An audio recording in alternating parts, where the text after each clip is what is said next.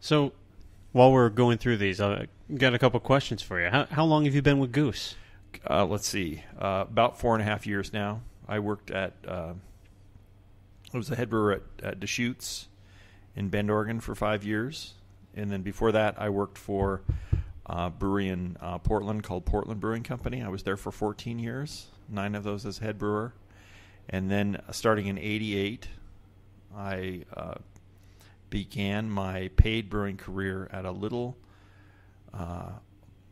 traditional open fermenter, all cask English brewery called Bunce's Brewery in a little village called Netherhaven on the Salisbury Plain in Wiltshire. And I was there from 88 to 91. So the Goose Island started in 88. John Hall and his wisdom started Goose here in Chicago in 88. And I started my brewing career in 88 in a tiny little village called Netherhaven. Did you just show up and ask for a job? How did... Exactly. I took my shoes off and walked the last half mile to the brewery and pretended I was destitute. No, I was working for an orchestra at the time. I was living in Oxford, England, and I worked for much like yourself. I've had varied careers and decided to follow my passion.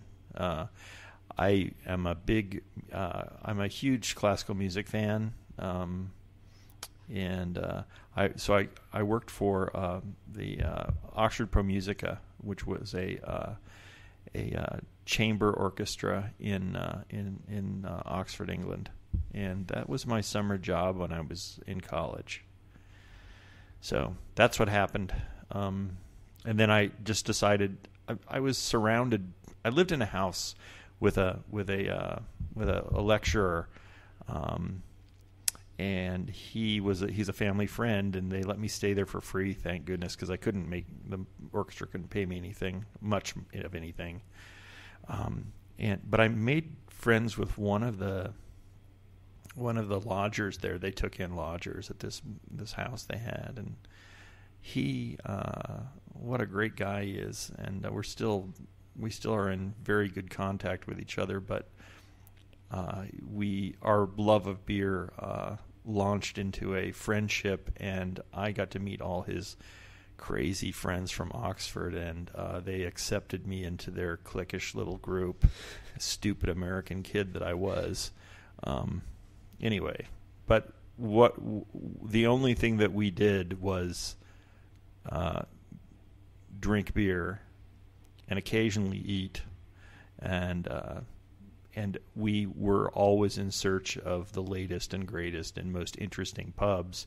We would later on, we continued this friendship for a long, long time, and long after most of the people had left Oxford and gone on to their careers, and we used to get together and go on canal holidays. So we'd get on these 70-foot long canal barges. There'd be 12 per boat. We'd sometimes have 3 boats, and we'd go from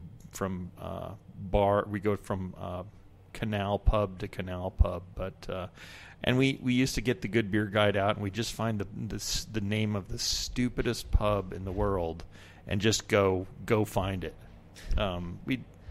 What's one of the names that stands out to you? Oh, the one, there are lots of them, but I can think of one in particular. I went to see my friend Nigel Gray, and I was with I was also there with my friend Andy Gilmore, and I think Andy Gilmore was there. Doesn't matter. Anyway, these are died, and these are a couple of kids who went to Merton College in Oxford, and Nigel was working in Southampton, and we went to a pub called the Dorset Knob. And we didn't know what a Dorset Knob was, and that's kind of why we went. It was in the Good Pub Guide, and knob is slang for dick in English. So we thought that, you got to go there. And it was about a 5-mile walk, maybe longer. We just walked and walked and walked and walked, and we finally found the Dorset Knob, and we walked in and said, "Why is this place called the Dorset Knob?" And they said, "Oh, it's a traditional dry biscuit that's that's from this part of the country. And it was kind of a letdown, actually. But the beer wasn't that great, even though the place was in the good pub guide. But, we'd do stupid things like that. We'd walk to some place that had a dumb name. But it was fun. It was all in the spirit of discovery and, can I say it? Fellowship. It was fun. It's kind of interesting just looking at it from that angle, too. It was all about searching. And for you, there's that component there where you're out pretty much with your mates, your buddies, your pals, however you want to say it. Sure. And it's more about the adventure.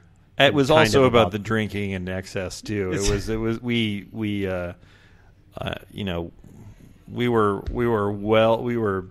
were serious hands. We could... they're all skinny over there, and I was skinny back then too. But we could sock it away, which was that was part of it too. It was a bit of bravado as well as discovery. How many pints have you had now? Well, I've had 6. I've had 7. And I don't know. Everyone goes through it.